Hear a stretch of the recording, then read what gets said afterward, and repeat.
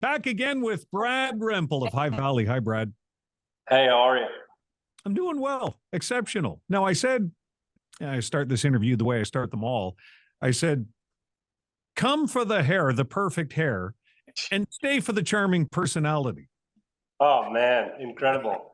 We have upped our hair game because Jardith's older brother Andrew has been in the band for about 15 years, but Jardith is the newest. He's probably been with us off and on for a few years, but full time for like three. And I think he's got me beat. He's got some beautiful locks there on the mandolin, so you have to check him out.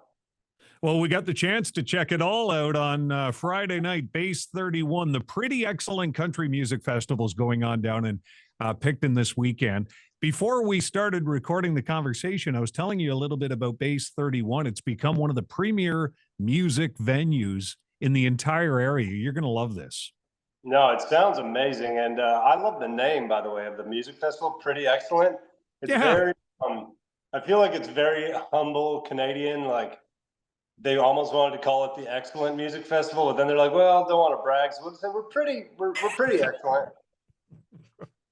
Yeah. The first year of the festival, let's say it's pretty excellent. And if it goes well next year, it's going to be downright excellent. Yeah, absolutely. Good. Well, you're going to be a big part of making it beyond excellent. So what's new with High Valley? Man, we're just, this is our first festival getting back after the tour. So February, we kind of crisscrossed Canada, and it was so much fun. And of course, a lot of these festivals have been booked already, but you don't reveal those until after your tour is done. That's often the agreement with the venues. And so this is just, we had so much fun. I can't over exaggerate how much fun we had on tour. It actually got a little emotional at the end. The guys were kind of sad to say goodbye to each other. We were all just having a great time. And it's going to be a really, really fun way to kick off this summer. Just, I think Calgary Stampede is our next one. And we're going out to the East Coast and everywhere in between. Good. Tickets can still be had. Base 31 Friday nights got High Valley, Rec Laws Saturday. Pretty Excellent Country Music Festival. Now, you talked a second ago about the wrap of the tour, and I don't recall which artist recently I had a conversation with about what they called re-entry, meaning once you're done on tour and now you got to re-enter everyday life back home with your family. Yeah. Yeah, that was the longest I'd ever been gone from home in my entire life, longest I've been gone from home since I've been married, So as a kid, we toured, High Valley's been going for 27 years. So we used to tour 3.5 months at a time. But this was about 3.5 weeks. And yeah, it was crazy getting back home. Believe it or not, I actually sleep really good on the bus. So you had to get used to sleeping in a bed. Again, here's a tip for any aspiring artists out there. If you're on a tour bus and about 4 or 5 or 6 days in, your tour manager says, "Hey, I got you hotels for tonight, so we don't have to sleep on the bus," don't do it, because you sleep in a hotel one night and now your next night on the bus, now you're getting used to it. And I did it about 2 or 3 times on tour, and I never should have, because they were the worst sleeps of the whole tour. Just stay on the bus. Just get used to it and don't change it. So that's one thing I would have changed, but it was a great tour. Sage advice. It's interesting you said that High Valley's been going for 27 years. That jumped out at me. Because I've known you, I guess it's got to be, I'll say 15 years or better, 17, I don't know. Yeah. But 27 years. I'm going to say we would have met in 09, I think. Okay. Yeah, 15 years. Yeah. Wow, 15 years. And to think, High Valley, you guys have been doing this whole thing for a dozen years before that. So over a quarter century in, we needed to put in about 12 years. I needed to write songs for 12 years that nobody ever needed to hear. And then save the next 15 years for stuff that you guys could actually play. So, do you ever take the second to reflect on 27 years? Okay, we can joke about the first 12 being about writing songs nobody needed to hear, but I guess you do have to put in those years if you're going to get to where you are now.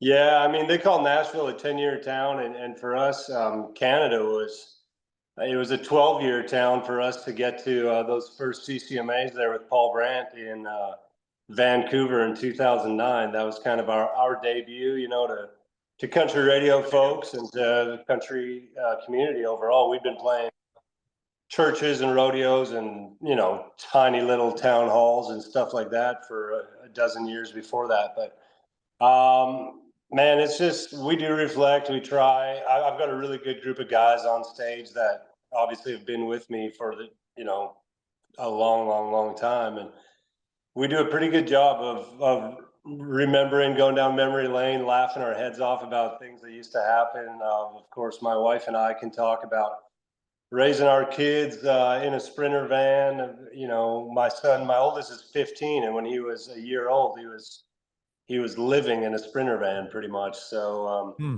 we've got all kinds of memories to make us appreciate the new ones a lot more. Is there anything you'd change if you could go back? Oh man, I think yes, but I think everybody would say I wish we could have been more authentic sooner. I hear some of the old records and I hear how oversung, how like intense I was about everything, and I wish I could have just laid back. But I think that's just part of. I'm sure if you talk to a hockey player, he'd say, "Man, my first few years in the NHL, I wish I would have not been quite so aggressive on the forecheck, and I let a lot of pucks." You know, there's things you learn. So yeah, there's a lot of stuff I would change, but overall, the journey's been beautiful. Well, you brought up hockey, so I'm going to stay there for a minute. How do we feel about Game 7 of the Stanley Cup playoffs the other night? Man, I mean, you know where I'm at right now. So I was here with Gary watching the game and with his whole staff, and they train 7 of the Oilers. You know, not just any 7, but they train the 7. They train the top minutes. It was pretty quiet when it ended. It was pretty sad. But man, what a ride! I don't like. I get it that they're going to put the whistle away at the end of the game, but I don't like that the last few scoring opportunities to me felt like there was a lot of holding and a lot of hooking and a lot of grabbing. And I would have loved to see McDavid or Hyman capitalize on those. Obviously, I'm sure all of Canada would have. But it reminds me of Vancouver. Remember a few years ago when Vancouver got so close so many times, and every year they thought the Sedin twins would get it done, and then they thought, you know, adding Ryan Kessler would get it done. Man, you just hope that they can stick together long enough to make it. The Penguins with Crosby at first didn't get it done either, and then it happened. You know, so. It kind of feels sometimes like a team's got to learn how to lose before they can learn how to win. And there's so many examples of that going back to the 80s Oilers when they were great. When they made the Cup final in 83 for the first time, they lost to the Islanders, and then they went on their run. So sometimes that's the way it's got to go, right? Yeah, I think the main thing, if I could, I'm sure the Oilers have a million things, but when you look at those first couple games and how few shots on net, I think if I remember correctly, it was game 2. Maybe it was forget which game it was where they won without shooting, or maybe that was in round 3. But either way, I think they could have. Game 7 didn't really look to me like they could have won. I think they could have won game 1 or game 2 or game 3 instead, is pretty much how I feel about it. Yeah, I think I agree. And we here were torn because we've got a Belleville kid that plays for the Florida Panthers and Nick Cousins. Yet here we are with a Canadian team in the Cup final. Now, back to the music for a second. I had the chance the other day, knowing I was going to chat with you, to really go through the Small Town Something EP, and there's some really cool songs that have yet to be radio releases on there. So if you will, before I let you go, and of course, Brad Rempel of High Valley, the band going to be here Friday night, Base 31, the Pretty Excellent Country Music Festival. Take us for a little walk through that EP, Small Town Something. Yeah, I mean, I guess obviously the title track is the obvious one there, right? And we launched the whole tour based on that. That was great. I gotta right now be checking in my brain to remember which songs are on this EP. Not yet.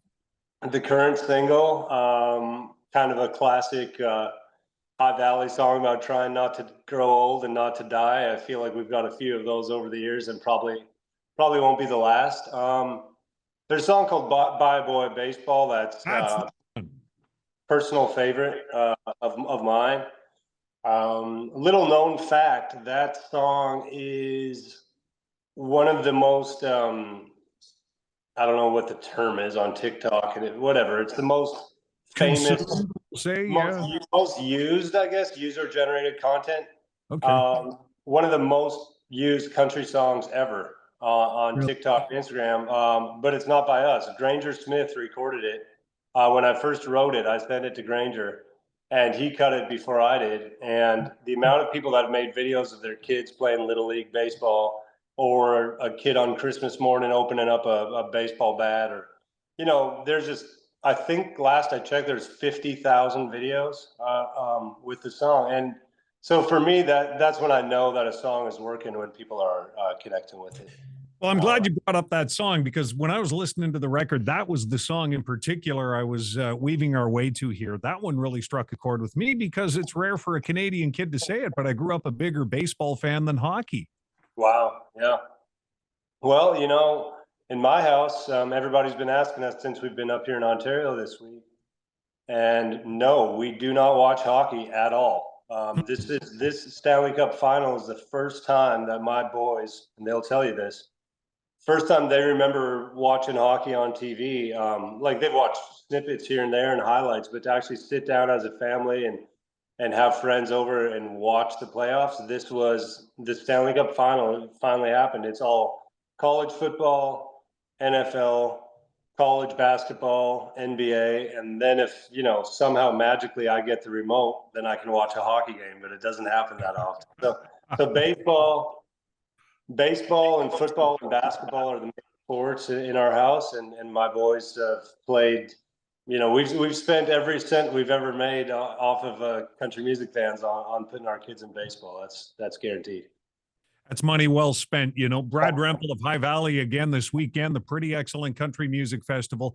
Base 31 tomorrow, we're going to host the unveiling of the Lancaster Bomber. So when you get there Friday, you're going to see a really special aircraft that's on display at Base 31. I'll send you a selfie when I'm in front of it. Make sure you do, my man. And I think you half answered the question. I'll ask it anyway. The last one. How's your family doing? Family's doing awesome. Just a little sore. My son he was in here right when you hit record, and he said that's the toughest workout he's done of his life. He's training with Gary Roberts all week. So hopefully Gary can get him ready for the CFL here in a few years. Good stuff. I hope he's successful at that. And I figure if I'm ever going to work out with Gary Roberts, I got to spend a year working out just so I can work out once with Gary and not keel over. That's not a bad idea. Not a bad plan. All right. Where do people find High Valley on social? High Valley Official on Instagram and High Valley on Facebook. And we'll try and post some stuff from this weekend from the show for anybody who can't make it. But we hope we get to see you guys in the flesh. Looking forward to it. All right. Now that festival's called the Pretty Excellent Country Music Festival. It's going to be named Unforgettable after High Valley and the Reclaws this weekend. My man, thanks for this. Hey, thanks, Paul. Take care.